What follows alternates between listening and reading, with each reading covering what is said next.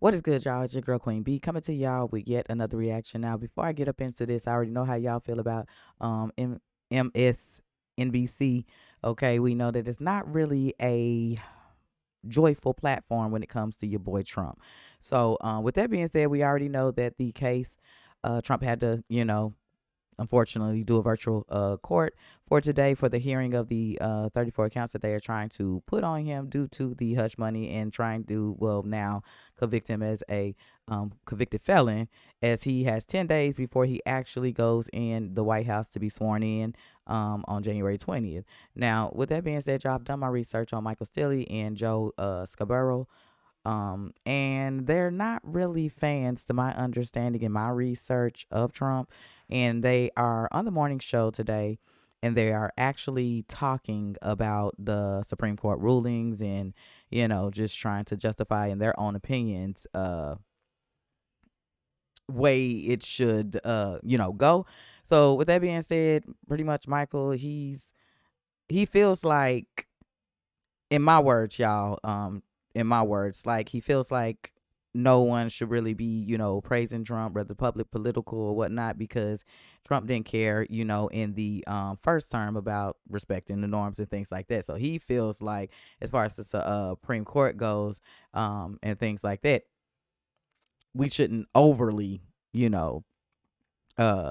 civilize this situation. As to Joe, he is pretty much like above the law. He feels like this is a stance to show that although you're the president, you can pretty much, in other words, in my words, still be touched or whatnot. And he feels like the Supreme Court should proceed with no interference or anything like that. So you got two people who really don't,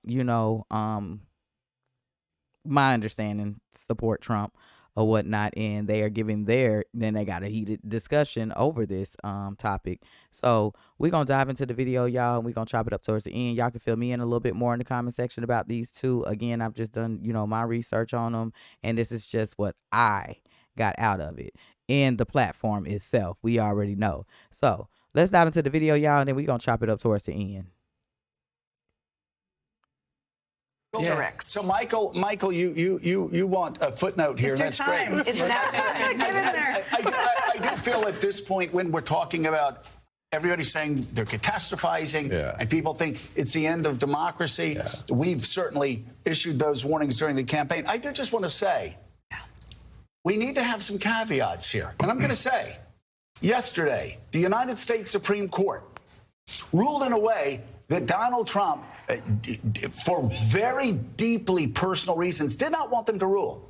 But they ruled 5-4. And Amy Coney Barrett, the same person. He accepted it. The same person that had a concurrence that separated herself from the immunity ruling, was the difference in that 5-4 ruling.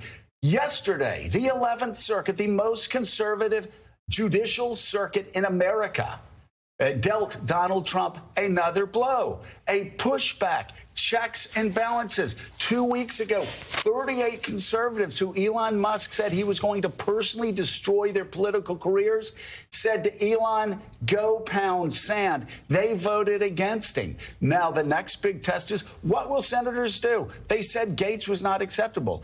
Will they say that Pete Hegseth, who's deeply unqualified for this position, is not acceptable? Will they say Kash Patel, who has said he's going to throw people in jail? That's the next big test. But as we move along, it is important for people to say, this is what the Supreme Court did yesterday. This is what the 11th Circuit did yesterday. This is like a bitter show of you, except for with males.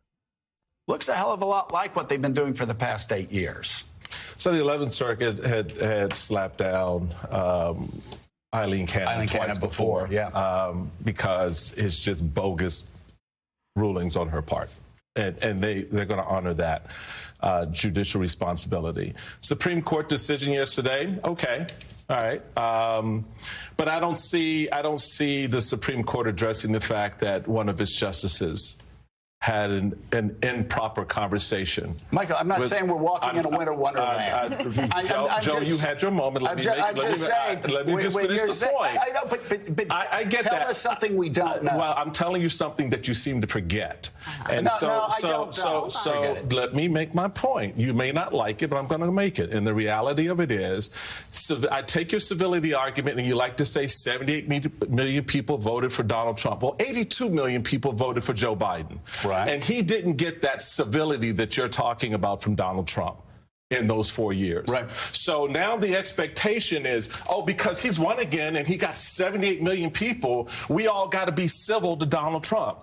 Well, okay, I'm prepared to be civil. Nobody said that. You did. No, I didn't say it. I did. No, so I didn't say everybody has to be civil. The reality of it is, you're saying, you're using the term civil. I've never used that term. I'm using your term. You put civility on the table. You said we all have to be civil. There is a pushback that you have to have. But Joe. I'm just talking about Barack Obama. I'm not. Fine. I'm not talking about that. My main point is, everybody's looking at this from a one-way perspective. How we need to approach Donald Trump. Mm-hmm. How the hell is he approaching us? Yeah. Right? The man wants to lock up citizens. The man wants to turn the government against him. How are we to respond to that? Are we supposed to be civil? Michael, do you think the man wants to clean up? That's what he wants to do. Y'all trying to keep it covered up. He's trying to clean up the cover up. Let's be clear. And y'all don't like that. That's all it is. That's why y'all are doing these things and putting these things towards him.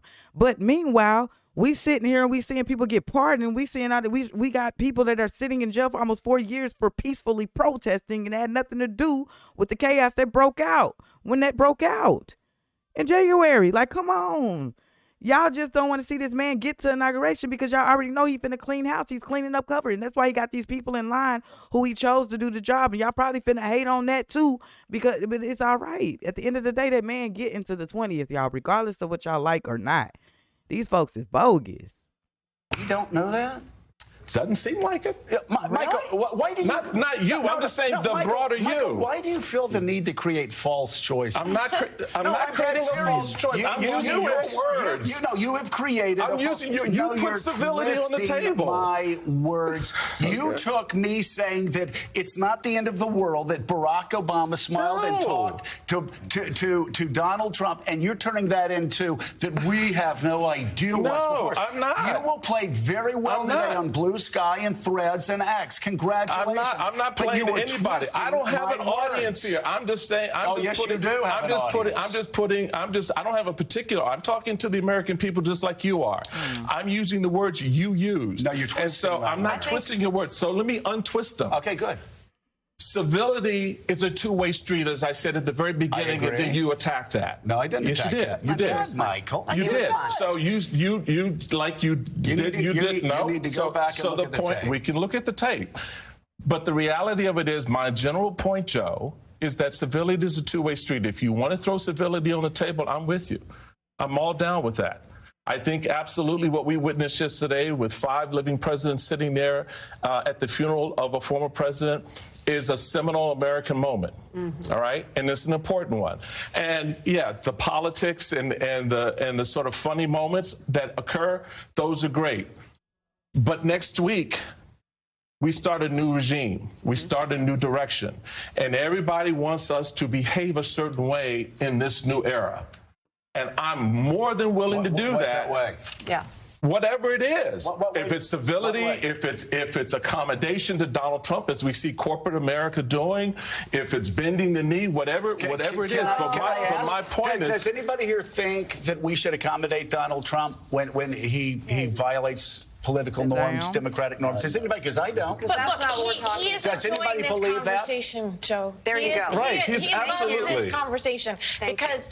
But Susan, it doesn't mean we don't need to have it. We need to have it. But do we have to have a fight about Barack Obama and civility? No. I take your point. I think what maybe Michael's trying to do, and there are no answers to this right now, is what does the nature of standing up for the rules and the norms and the people who are going to be affected by this, what does that look like? It has not taken shape yet. I take your point that, you know, there's a long history of parties going into an internal reckoning after a defeat like this. But I will tell you, having lived in Russia in the first few years after Vladimir Putin took power, the debates among those who sought to oppose him, they benefited him. They benefited him because they took their own fights over their version of civility much more seriously than they took the serious structural changes that were taking place in Russia that led to the end of Russian democracy. Those structural changes, Michael, are happening right now. This is, again, something that we understand deeply. And it's not just a threat on democracy. It's a threat on capitalism. It's dozens of billionaires going in and consolidating power. It looks like a plutocracy. We understand this. Everybody understands this. And nobody's saying be civil in the face of or being compliant or to be Mark Zuckerberg. And nobody's saying that. Again, the fact. So there you have it, y'all. There you have it. Let's chop it up, y'all. What are y'all thoughts about this? I mean, again, we already know about this media channel.